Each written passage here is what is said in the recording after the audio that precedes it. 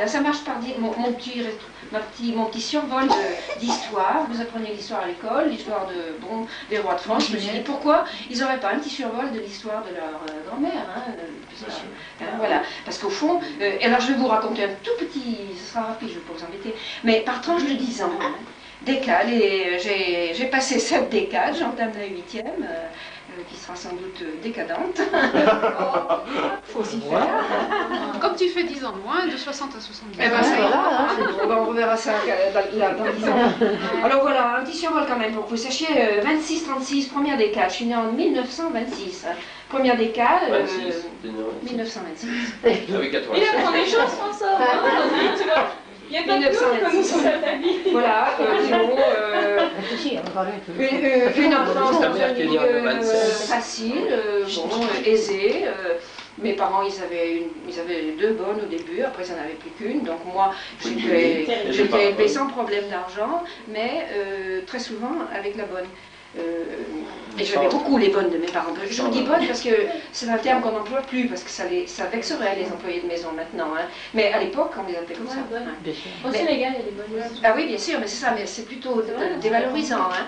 Alors, mais moi je l'emploie comme ça parce que c'était employé ainsi dans ma famille. Et que moi, par surcroît, je les aimais toutes, mais les petites bonnes qui succédaient, c'était des jeunes filles, et que j'aimais bien ces jeunes filles. Oui. Voilà. Et je crois que dans le milieu bourgeois où j'étais, l'attention que j'ai eue toute ma vie pour les gens en situation d'exploitation, hein, dont j'ai toujours voulu prendre le parti, je crois que c'est de là que c'est né. Ah oui, peut-être bien. Voilà, enfin bon, en passant. Hein. Mes parents, ils étaient corrects, gentils, mais sans plus. Hein. Voilà, j'avais une sœur de 6 ans plus que moi, et une cousine germaine de 3 ans plus que moi. C'est tout ce que j'avais comme amie. J'ai passé toutes mes vacances rien qu'avec ma sœur et ma cousine, on n'avait pas de copains. Je n'avais jamais vu un garçon avant d'avoir 18 ans. Je ne savais pas du tout comment c'était fait. Et sur les plages à Andernos où on allait passer nos vacances chez mon oncle, le docteur Lamotte, donc le père de ma cousine germaine, je me mettais quelquefois de côté en espérant voir comment s'était fait un petit garçon. Voilà, vous avez de la chance, vous savez.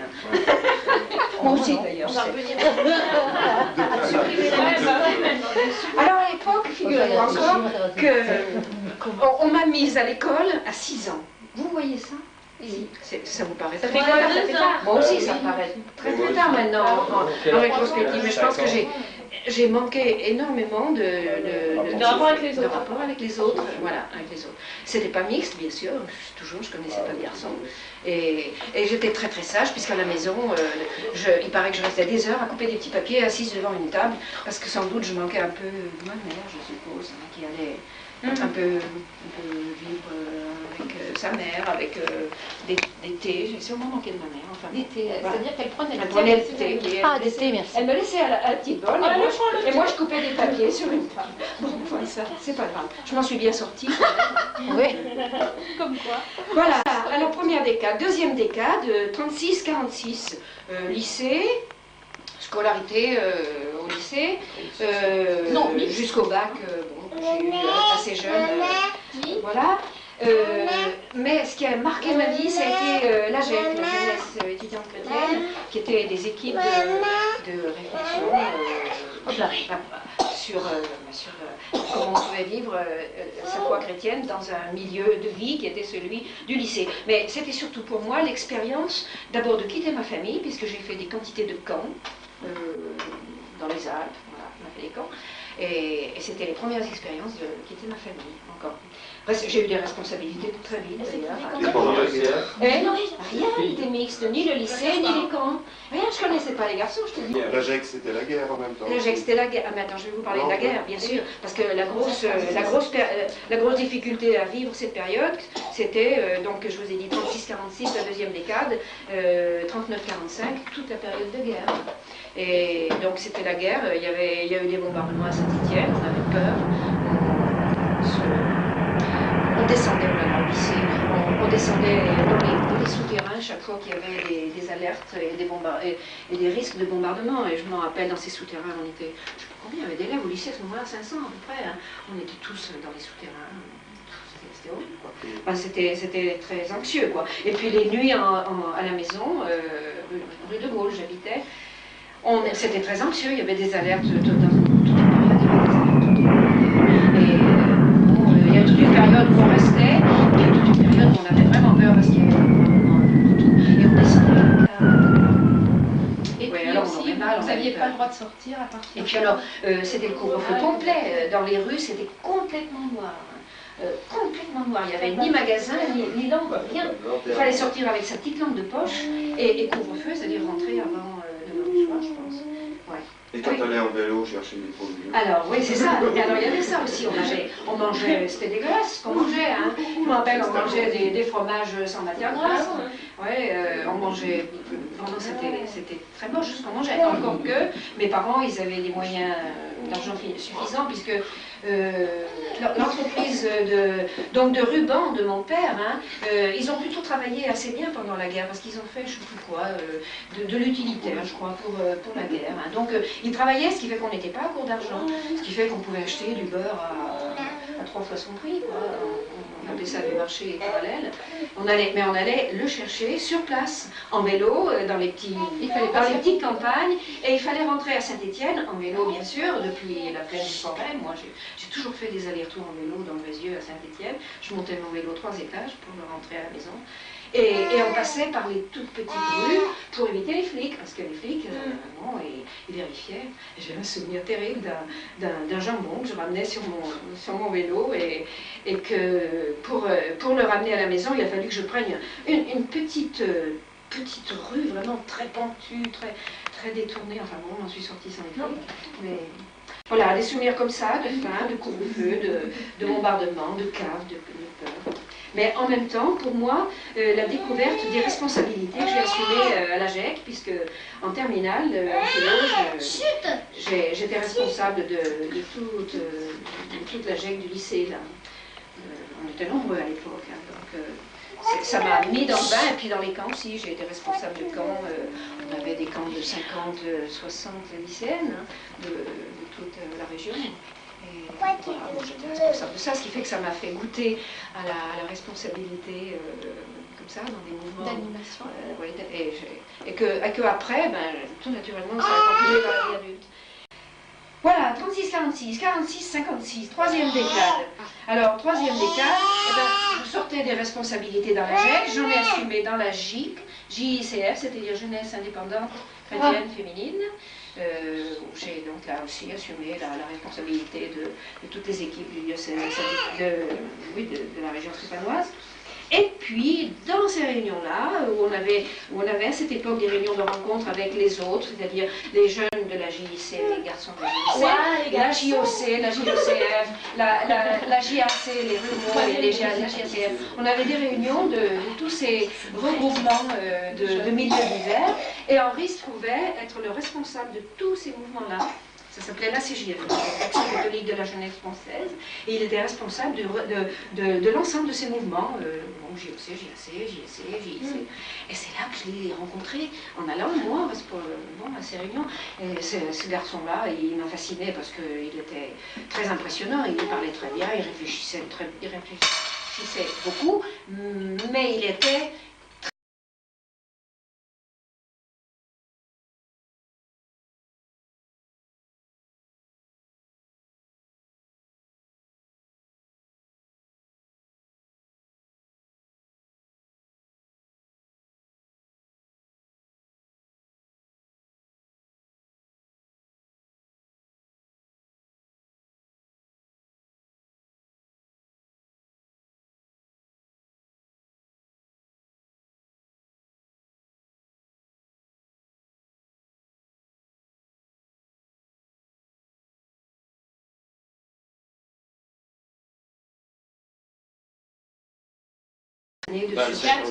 Alors vas-y, dis-nous les dates, parce que je Alors, les dates, eh bien, on s'est marié en 47, 48 Paul, 50, c'est facile, 48, 50, 52, 55, 60. Oui. Voilà. Mais donc là, moi, pour le moment, la décade, elle va jusqu'à 56. L'autre décade. Toi, c'est l'autre décade. Mais la décade jusqu'à 56, 4 enfants jeunes. Vous savez ce que c'est, 4 enfants jeunes. C'est la surcharge de gosses qui s'énervent, qui se bagarrent, de boulot, de déprime avec un François qui était très difficile parce que j'étais pas en très bonne santé. Lui non plus, il était, et que c'était très difficile avec François. Mais voilà, on a quand même il était adorable, moi je l'aimais beaucoup, il était très affectueux. Ne me regardez pas comme ça. Oh, je ne pas le droit. Ces années-là qui ont coïncidé aussi avec le départ à Saint-Phal dans le bois, où j'avais envie de vous inviter, où on est allé, oui, des années avec vous tout jeunes. On a loué d'abord, ensuite on avait toi, en location aussi, et ensuite on avait cette ferme qu'on a aménagée. En quelle année ça L'année de la naissance de Bernard. 55. Là, faut que tu zoomes sur Bernard. Bernard avait... Naissance de Bernard. Oui, je suis là, exactement. Donc, 55. 55, on est en 56. Voilà, oui, 56. Et on est arrivé à Saint-Pal, dans une maison. Alors, tenez-vous bien, pas terminé, hein, c'était pas sec encore. Il y avait encore plein de choses à faire. On est arrivé... Vous avez fait faire des travaux avant de... Oui, ben, on n'avait pas tout fait faire. On avait fait faire mais le sol, la dalle de béton du sol n'était pas finie de sécher. Et on y est arrivé en juillet, et avec un Bernard qui nous a piqué un carme de fièvre tout de suite au premier jour, la varicelle, et tous les autres suivis. Voilà. Enfin, on a bien aimé Saint-Pal. Voilà, on a bien aimé Saint-Pal, oui. Elle a bien aimé Saint-Pal, mais on y a fait beaucoup de boulot. Et cette année-là, avec Bernard, malade et les autres aussi, je me rappelle avoir dans le grenier fait tomber des serpillières d'araignées. Avec des Des serpillières toutes noires, chargées d'araignées. Des énormes araignées comme ça. Voilà, alors, quatrième décade. 56-66. Alors, 56-66. Mon Thérèse est née en 66. Avant Thérèse, non, mais avant Thérèse, moi, il y a quelque chose qui a été important pour moi. Ça a été les premières responsabilités que j'ai eues dans le mouvement temporel. J'ai été en 56 administrateur à la caisse d'allocation familiale. Alors après, ça a suivi, hein, caisse d'allocation familiale, sécurité sociale, caisse régionale d'assurance maladie, et puis bon, j'ai eu des tas de responsabilités dans le domaine temporel à cette époque, à partir de 56. Là. Mais en 56, j'avais mon Bernard tout petit, là. Il est né, il était déjà grand. Il fallait une femme de ménage pour le garder pendant que j'allais à des réunions. C'est aussi le début du rôle que j'ai pu remplir à l'UDAF. À ce moment-là, j'ai commencé. Hein. Voilà. l'UDAF, mais je vous le dirai après parce que l'Union départementale des associations familiales, ça regroupe toutes les associations d'un département, de tout milieu, de toute tendance, pour en faire pour être la loi autorisant l'UDAF de représenter officiellement auprès des pouvoirs publics, c'est un texte de loi officiellement auprès des pouvoirs publics les familles, les intérêts des familles.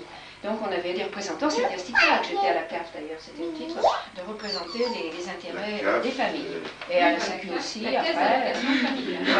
Tu vas connaître bien un tour. En 57 d'abord, Henri a fait un gros truc cardiaque qui nous a obligés à nous arrêter, allongé pendant un mois, 5 jours. Ouais.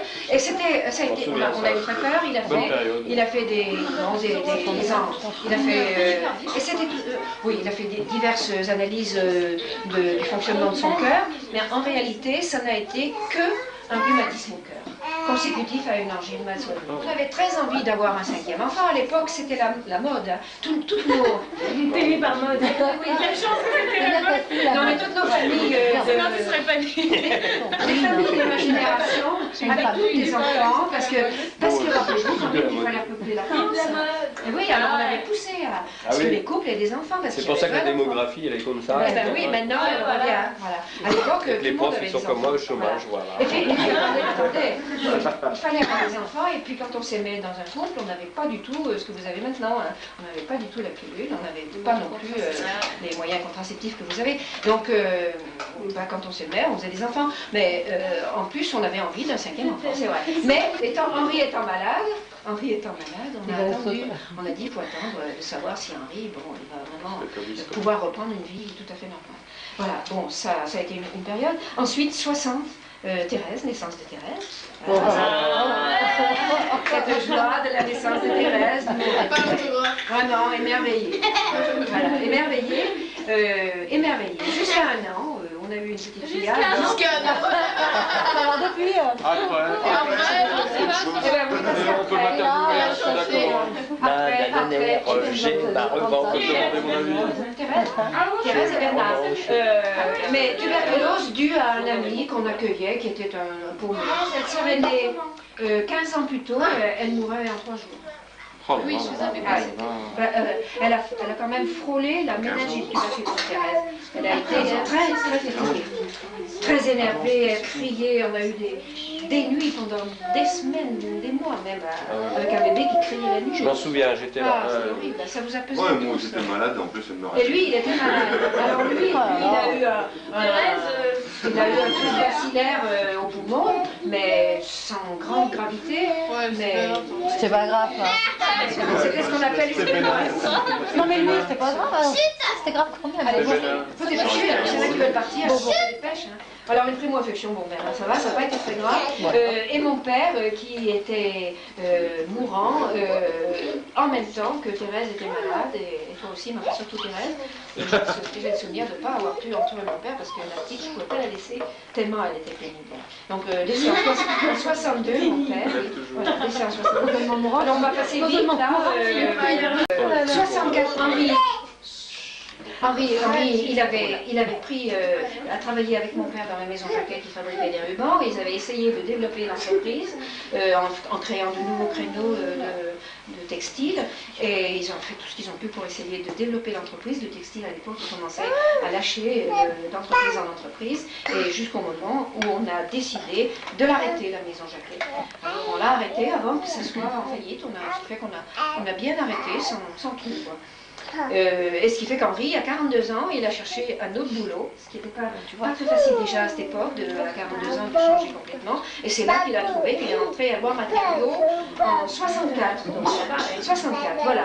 Et la maison Jacquet, moi, il a fallu, parce que Henri, trouvant du boulot à Loire-Matériaux, en 2 mois, il a fallu que moi je me mette dans le coup de la maison Jacquet pour terminer toute l'entreprise qui tournait. La liquidation. Mais bien avant la liquidation, on était encore à livrer des commandes pour le printemps de la mode, parce qu'on travaillait pour la mode, pour les chapeaux. Et je me suis mis tout de suite avec Henri. 1 mois, il est resté avec moi. Le mois suivant, il est venu 2 jours par semaine. Lui, il allait à Loire-Matériaux. Et moi, je me suis démerdée avec cette entreprise. Donc, il a fallu assurer la fin de la livraison des textiles, des livraisons. Ensuite, les soldeurs. Ensuite, le reclassement du personnel, ensuite le débarras. J'ai eu, avec mes 5 gamins, heureusement que j'ai eu une femme de ménage tous les jours à ce moment-là, mais ça a été très très difficile à vivre. Mais on s'en est bien sortis et on n'a pas eu trop. Ah non. On n'a pas eu trop. Et il y avait aussi, donc on a terminé fin 65, la maison Jacquet liquidée. J'étais crevée. Moi je me rappelle de ça. Je me rappelle te voir à un certain moment te prendre la tête comme ça. Complètement crevée. Épuisée, ça m'a fait beaucoup comme ça. Oui, j'étais épuisée. Oui, voilà. Et c'était aussi la période de la guerre d'Algérie. C'était pareil. On avait très très peur. Il y avait Henri en plus, il était président du CAL, le Centre d'amélioration du logement, qui retapait des vieux logements pour des personnes âgées ou pour des familles modestes. Et à l'époque, ils ont accueilli pendant des mois un gars du FLN dans les locaux du CAL. Quand Henri était président. Alors on avait peur parce que parfois ils sont venus à la maison, une fois ou deux, mais c'était pire que maintenant avec les immigrés, parce que c'était vraiment, on se faisait mettre en prison quand on accueillait le FLN. Et oui, l'OAS qui traquait les Français qui tendaient la main aux gars d'Algérie. Voilà, 5e décade, 66-76. Alors, 4 adolescents, 4 adolescents. Les Dans le vent, crises- les cheveux dans le vent. Les crises d'orientation. Ouais, Paul, c'était pas plus simple non plus, il était plus grand, mais à la licence, bon sang pour un peu, il ne la passait pas. Hein. C'était inouï. Hein. Il est où, Paul? Il est où, Paul? Il l'a passé, mais le livre sur lequel il a interrogé en licence, il l'a eu la veille, grâce à une démarche que j'ai faite auprès d'une amie, enfin bon. On saura tout. Hein. Et puis trois changements d'orientation, voilà. Le petit Paul. Hein. Thérèse, Marie-Ange, départ à Évreux en 70, après avoir fait Ouais, ça. mais dis, tu passes au silence, mais 68, c'était pas une petite date. Non, mais j'en viens. 66-76, mais 68 c'est dedans. Mais pour le moment, les crises d'orientation étaient avant. Oui, Marie-Ange 70, elle est partie après, oui. François le Conservatoire, c'était en quelle année? 70, après. 70, donc il y a eu 68 avant. Oui, c'est ça, donc j'anticipe là. 68, les repas à la maison, 4 adolescents, tous excités, avec un grand bébé excité. Et puis lui, là, qui était... Le dramatisme. Bon, c'était... J'avais très Lui, il était jeune, mais tu sais, au lycée, il fallait pas Dans un lycée bourgeois, Un lycée et bourgeois. je faisais partie donc de ceux qui de foutaient ceux la qui merde dans le menaient, lycée qui bourgeois. foutaient la route, qui faisaient la manif et qui envoyaient des pierres sur les flics, qui escaladaient les murs, les escaliers de la préfecture. Plus tard, ça. C'était en En 70. 70, d'accord, oui, il y a eu 68, il y a eu 70. Hein. Ça s'est un peu mêlé là. Bon, il faut faire vite. Là. Allez. Bon, ben voilà, toute cette période très très chargée, excitée, avec les bombages, oui, Les fugues. et tout, hein. Qui a fugué? Ouais, voilà. Qui a fugué? Voilà. La fugue. On va pas lire Magali. Le décès de ma mère, non, de Mémé en 70. Le décès de Mémé, l'accueil de Thérèse Tibel à la maison, très souvent, qui a été aussi très très lourd pour vous tous, parce qu'elle était très malade psychiatriquement et qu'elle était avec nous, mais que c'était pas facile non plus. Tout ça, les flics, aussi la police et les bombes, et la police, c'est plus tard. J'ai un souvenir. Oui, il y a eu de nouveau la police après. Voilà, bon, là je passe, et du coup, moi, en 72, hépatite virale. Du conséquence de tout ça, c'était tellement crevant tout ça. Moi, hépatite virale. Très fatiguée. Oui, non, mais Marianne était partie en 70. voilà, Marie-Ange est partie en 70. Voilà. Enfin, j'ai été très fatiguée longtemps quand même. Les Olières 73, on a en même temps rendu sympa. Et puis janvier 75, n'est-ce pas Paul, la police, le coup de poing à l'autre là, la dureté de la police et Paul, ouais, enfin. Ah bon? Ouais. Moi j'étais au Mexique, j'ai déjà mis les voiles. On a eu la En police. 75, j'étais au Mexique. Il a donné. Mais qui a donné? Non, non, c'était le coup de poing de Poniatowski, c'est-à-dire qu'il faisait des perquisitions, des urgences. Voilà, bon, ils ont piqué Paul pour des conneries, quoi. 6e décade, 76-86, eh bien moi ça correspond, 76, novembre 76, l'année où j'ai été élue présidente de l'UDAF. Donc une très grosse responsabilité qui a duré 12 années, où j'ai eu beaucoup de responsabilités, de réunions, de déplacements, etc. Et puis ensuite, pour moi c'était très très intéressant, mais il y a eu en même temps le départ de Thérèse à Montpellier en 78. Par Thérèse à Montpellier, je crois que j'ai jamais pleuré autant de ma vie. Ce jour de son départ. Et puis Montpellier, Lyon, New York, l'Inde, enfin bon, toute cette période d'alternance entre Rue et ici. Ensuite la fin de Saint-Just. Parce que mamie, elle allait encore à Saint-Just 2 années après la mort de mon père. Et on a liquidé Saint-Just, cette grande maison que un certain nombre d'entre vous connaissent quand même. On l'a liquidée en 82. 82 années après la mort de ton père. Mon père est mort En 72. 80 même. Ouais, elle est restée longtemps. elle est restée longtemps. Ça, Oui, 82 Saint-Just, fin de Saint-Just. Voilà. 10 ans elle y est allée, tous les étés, oui. C'est ça, mais moi je voulais beaucoup. On y allait. 62 à 62. Ah ouais. Ça fait 20 ans. 82, ouais, c'était ça. C'est 62 à 82. Ah bon, tant que ça? Oui, Ah oui, tant que ça, dis donc. Moi, je suis déjà allée à ça. Qu'est-ce que vous avez comme trajet? Moi j'ai eu toutes ces courses.